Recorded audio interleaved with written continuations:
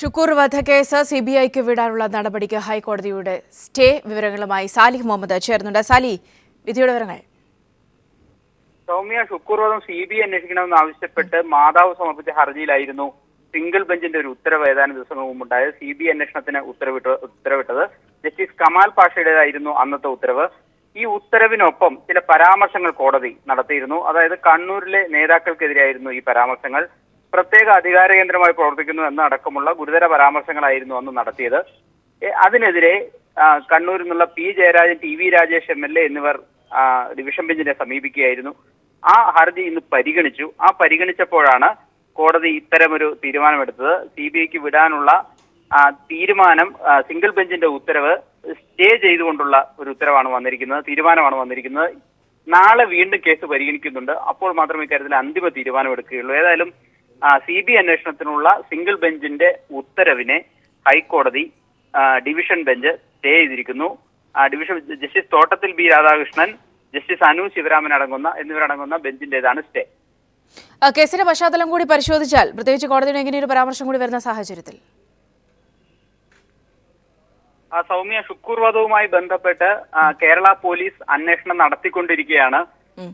ഷുക്കൂറിന്റെ മാതാവ് ഹൈക്കോടതിയെ സമീപിക്കുന്ന അന്വേഷണത്തിൽ വിശ്വാസമില്ല, സിബിഐ അന്വേഷിക്കണമെന്ന് ആവശ്യപ്പെട്ടുകൊണ്ടുള്ളത്. പക്ഷേ ആ കേസ് പരിഗണിക്കവേ നിലവിൽ നടന്നുകൊണ്ടിരിക്കുന്ന പോലീസ് അന്വേഷണത്തിന്റെ കേസ് ഡയറിയോ ഒന്നും പരിശോധിക്കാതെ ഒരു ഉത്തരവായിരുന്നു സിംഗിൾ ബെഞ്ചിന്റെ ഭാഗത്തു നിന്ന് ഉണ്ടായത് എന്നുള്ള ഒരു വിമർശനവും പരാതിയുമായിരുന്നു ഹർജിക്കാർക്ക് ഉണ്ടായിരുന്നത്. ആ ഹർജി കോടതി ഇന്ന് പരിഗണിച്ചിരിക്കുന്നു എന്ന് തന്നെ പറയാം. കാരണം ഈ ആളുകളെ കേൾക്കാതെ, ഈ പരാതിക്കാരെ കേൾക്കാതെ നടത്തിയ പരാമർശങ്ങൾ സംബന്ധിച്ച് കോടതി പരിഗണിച്ചു. അതിനുശേഷമാണ് സിബിഐക്ക് വിടാനുള്ള തീരുമാനം താൽക്കാലികമായി സ്റ്റേ ചെയ്തു എന്ന് അറിയിച്ചിരിക്കുന്നത്. ഏതായാലും ഇനി അടുത്ത ഘട്ടം നാളെ വീണ്ടും കേസ് പരിഗണിക്കുകയും ഇക്കാര്യത്തിൽ ഒരു തീർപ്പുണ്ടാവുകയും ചെയ്യും. ഒരുപക്ഷെ ഷുക്കൂർ വധവുമായി ബന്ധപ്പെട്ട് ഉയർന്നു വന്നിട്ടുള്ള മറ്റ് രാഷ്ട്രീയ വിവാദങ്ങളൊക്കെ കൂടി ഇതിനോടൊപ്പം ചേർത്ത് വായിക്കേണ്ടിയിരിക്കുന്നു. ഒരുപക്ഷെ അത്തരം സാഹചര്യങ്ങളിലൊക്കെ ഉണ്ടായിട്ടുള്ള പരിശോധിക്കുമ്പോൾ, ആ സാഹചര്യങ്ങളെ തട്ടിച്ച് തന്നെ പരിശോധിക്കുമ്പോൾ കോടതിയുടെ ഈ ഒരു നിലപാട്, പ്രത്യേകിച്ച് ഇത് സ്റ്റേ ചെയ്യുക മാത്രമല്ല ചില കാര്യങ്ങൾ നിരീക്ഷിക്കുക കൂടി കോടതി ചെയ്തിരിക്കുന്നു. ഈ ഒരു പശ്ചാത്തലമൊക്കെ സുപ്രധാനമല്ലേ?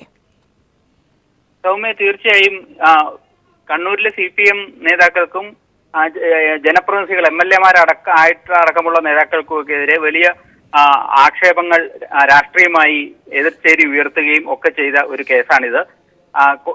നമുക്കറിയാം, വലിയ വിമർശനങ്ങൾ ഒക്കെ രാഷ്ട്രീയമായി CPM നേതാക്കൾക്ക് കേൾക്കേണ്ടി വന്നു. അതിനെ ശക്തിപ്പെടുത്തുന്ന ചില പരാമർശങ്ങളായിരുന്നു ഈ കേസ് പരിഗണിച്ച വേളയിൽ സിംഗിൾ ബെഞ്ചിന്റെ ഭാഗത്തു നിന്നുണ്ടായത്. സ്വാഭാവികമായും ഈ നേതാക്കൾ P Jayarajan, T V Rajesh ഉൾപ്പെടെയുള്ള നേതാക്കൾ തങ്ങളുടെ ഭാഗം കേൾക്കാതെ നടത്തിയ ഈ പരാമർശങ്ങൾ നീക്കം ചെയ്യണം എന്ന് കോടതിയോട് ഡിവിഷൻ ബെഞ്ചിനെ സമീപിച്ച് ആവശ്യപ്പെടുകയായിരുന്നു. സ്വാഭാവികമായും കേസ് ഡയറി പരിശോധിക്കാതെ, മാത്രമല്ല പരാമർശത്തിന് വിധേയരായ ആളുകളുടെ ഭാഗം കേൾക്കാതെ ഒക്കെ നടത്തിയ പരാമർശങ്ങളായി. ഞാൻ തിരികെ എത്താം. ശ്രീ MV ജയരാജൻ നമ്മോടൊപ്പം ടെലിഫോൺ ലൈൻ ചേരുന്നുണ്ട്. ശ്രീ MV ജയരാജൻ, ഇപ്പോൾ കോടതിയുടെ ഭാഗത്തു നിന്നും ഉണ്ടായിരിക്കുന്ന ഈ ഒരു സ്റ്റേ, സ്വാഭാവികമായും കേസിനെ സംബന്ധിച്ചിടത്തോളം ആദ്യഘട്ടം മുതൽക്കേ തന്നെ വരുന്ന വലിയ ആരോപണങ്ങളുടെയൊക്കെ മറുഭാഗം പരിശോധിക്കാതെ ഉണ്ടായ ഒരു അന്വേഷണ ഉത്തരവ് എന്ന രീതിയിലൊക്കെ കോടതിയിലേക്ക് കാര്യങ്ങൾ എത്തിയിരുന്നു. ഈ ഒരു സാഹചര്യത്തിൽ കൂടി ഈ ഒരു വിധിയെ, ഈ ഒരു സ്റ്റേ എങ്ങനെയാണ് കാണുന്നത്? തീർച്ചയായും ഒരു സത്യം കോടതിക്ക് മനസ്സിലാക്കാൻ കഴിഞ്ഞു എന്ന് വേണം അനുമാനിക്കാൻ. പി ജയരാജനും ടി വി രാജേഷ് MLA-യും ഷുക്കൂർ കേസിൽ യാതൊരു വിധത്തിലും പ്രതിയാകേണ്ടവരല്ല. അവരുടെ പേരിൽ രാഷ്ട്രീയ പ്രേരിതമായി കള്ളക്കേസ് എടുത്തതാണ്. ആ രാഷ്ട്രീയ പ്രേരിതമായ കള്ളക്കേസ് യഥാർത്ഥത്തിൽ തിരുത്തുകയാണ് വേണ്ടത്. എന്നാൽ നിലവിലൊരു കേസ് എടുത്തു. ആ കേസ് കോടതിയിൽ പോലീസ് സമർപ്പിച്ചു. അന്വേഷണ ഏജൻസി പോലീസാണ്. ആ പോലീസ് അന്വേഷണം നടത്തി കോടതിയിലുള്ള നടപടികൾ മുന്നോട്ട് കൊണ്ടുപോകുമ്പോൾ അതിനിടയിൽ CBI-യുടെ അന്വേഷണം ആവശ്യപ്പെട്ടുകൊണ്ട് ജുഡീഷ്യറിയെ സമീപിച്ചതാണ്. യഥാർത്ഥത്തിൽ CBI അന്വേഷണം ഏൽപ്പിക്കത്തക്ക നിലയിലുള്ള ഒരു പ്രശ്നവുമില്ല. അന്നത്തെ UDF ഗവൺമെന്റ് രാഷ്ട്രീയ താല്പര്യത്തോടു കൂടിയായിരുന്നു ഷുക്കൂർ കേസിന്മേലെടുത്ത തീരുമാനം. ആ തീരുമാനമാണ് ഇപ്പൊ കോടതി നിയമപരമായ പരിശോധനയിൽ ശരിയല്ലെന്ന് കണ്ടെത്തി സ്റ്റേ ചെയ്തിട്ടുള്ളത്. P ജയരാജനും രാജേഷും league ക്രിമിനലുകളാൽ ആക്രമിക്കപ്പെട്ടവരാണ്. അവർ കേസിൽ ഉത്തരവാദികളെയല്ല. അവർ ആ സമയത്ത് ആശുപത്രി കിടക്കുകയായിരുന്നു, പരിക്കുപറ്റി ആശുപത്രി കിടക്കുന്നവർ എങ്ങനെ ഒരു കേസിൽ പ്രതിയാകും? അവർ എന്ത് ഗൂഢാലോചന നടത്തിയെന്നാണ്? യാതൊരു തെളിവുമില്ല. സാക്ഷികളാവട്ടെ അറിയപ്പെടുന്ന ലീഗുകാർ, അവരാവട്ടെ CPIM ഭരിക്കുന്ന സഹകരണ ആശുപത്രിയിൽ സംഘർഷം ഉണ്ടായ സമയത്ത് എന്ന് വിശ്വസിക്കാൻ മാത്രം ജനങ്ങൾ വിഡ്ഢികളാണോ?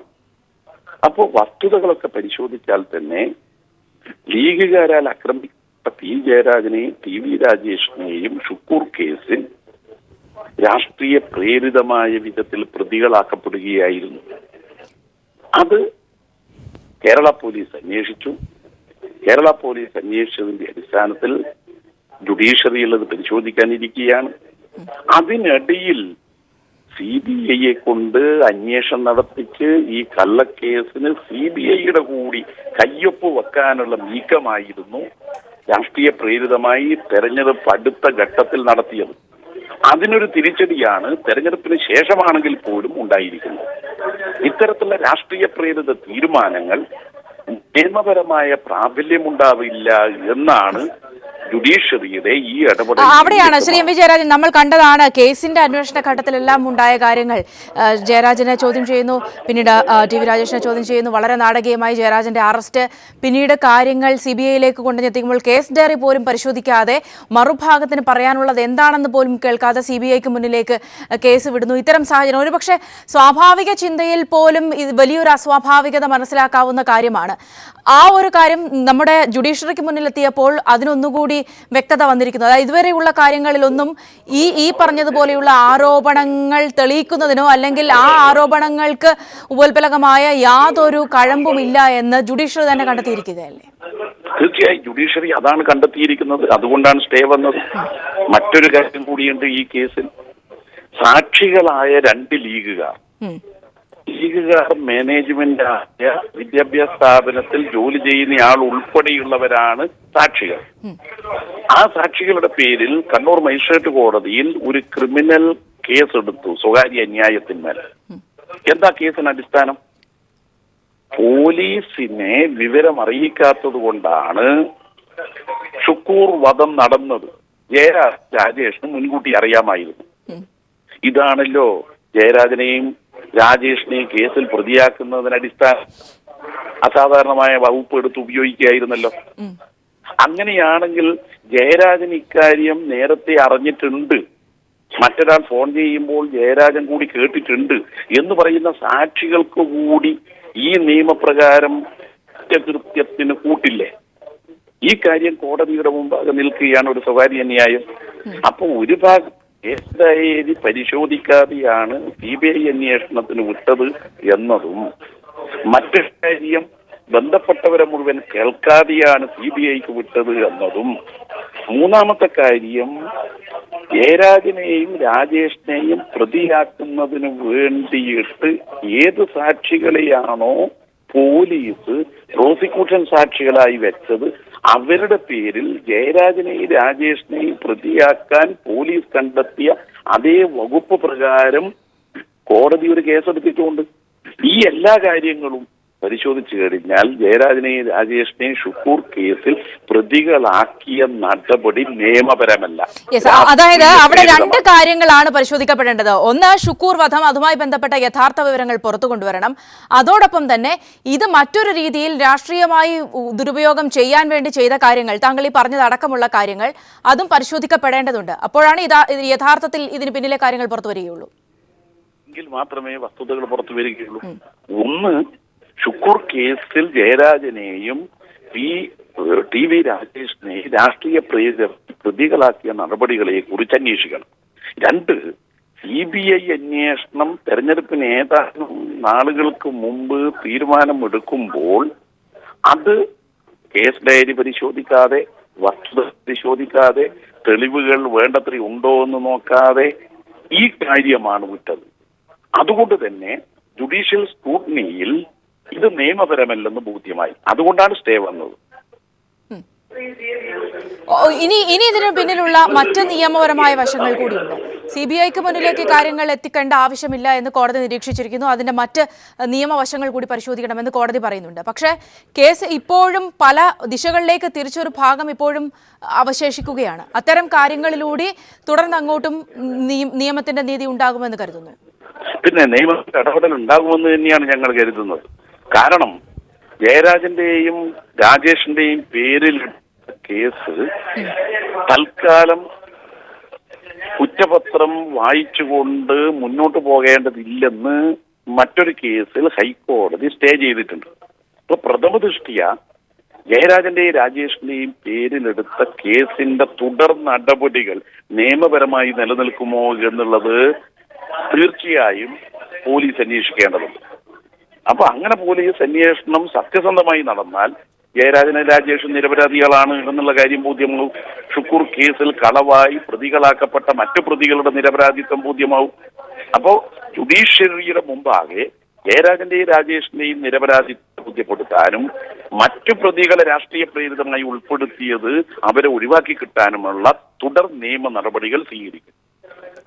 വളരെ നന്ദി ശ്രീ വിജയരാജൻ. ഈ അവസരത്തിൽ നമ്മോട് സംസാരിച്ചതിന്. ഷുക്കൂർ വധക്കേസ് CBIക്ക് വിടാനുള്ള തീരുമാനത്തെ ഹൈക്കോടതി സ്റ്റേ ചെയ്തിരിക്കുന്നു.